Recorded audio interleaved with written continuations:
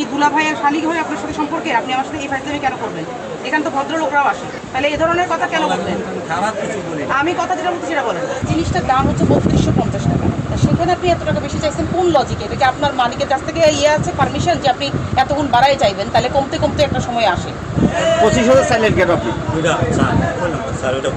এখানে নড়িয়াতে আপনার অনেক টাকা পয়সাওয়ালা লোক আছে, অনেকেই হয়তো দাম 5,000 দিয়ে নিয়ে চলে যাবে, 6,000 দিয়ে নিয়ে যাবে, তাতেও ওনার ডাবল লাভ হয়ে গেছে। কিন্তু আমরা অনেকে আছি সাধারণ মানুষজন, আমাদের পক্ষে সম্ভব না এত টাকা দিয়ে কিনা।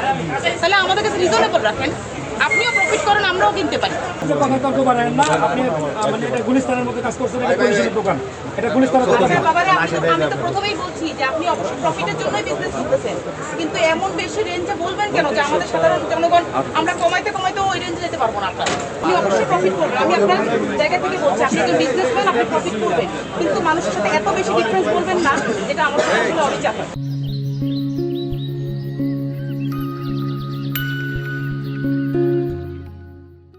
কি দুলা ভাইয়ের শালিক হয়ে আপনার সাথে সম্পর্কে আপনি আমার সাথে এই ফাইজলামি কেন করবেন?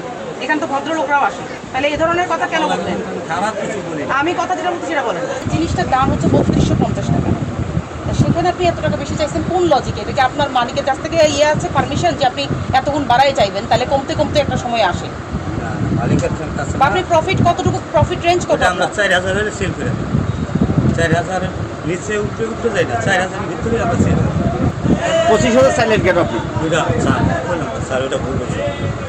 ভুল কি আবার? একটা ভিডিও করতে তুলেছিল মতন এটা লেখা 3200 টাকার জিনিস আপনি 8,400 টাকা বলছেন, 2500 আপাই বলছে এটা লাগবে না, হেড সেটা দেখো না, হেড শয়তানি করে ভিডিও করেন।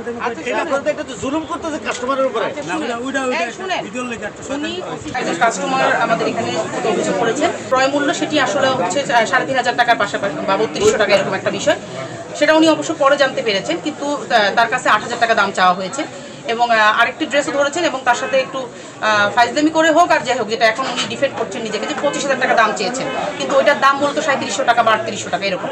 তো এই অভিযোগগুলোর প্রেক্ষিতে আমরা মোট দেখতে আসলাম, দেখে এসে দেখলাম যে উনি ওনার যে জিনিসটার দাম যত হওয়ার কথা তার থেকে ডাবলের চেয়ে অনেক বেশি, অর্থাৎ প্রায় 2.5 গুণ বা 3 গুণ বেশি দাম চেয়েছেন, যেটি আসলে কোনোভাবেই সমর্থনযোগ্য না। আমরা কিন্তু সাধারণ ভোক্তা হিসেবে যখন দেখবো তখন এত বেশি প্রাইস রেঞ্জে আসলে জিনিস চাইলে একজন মানুষের জন্য ভোগান্তি ছাড়া কিছু নয়।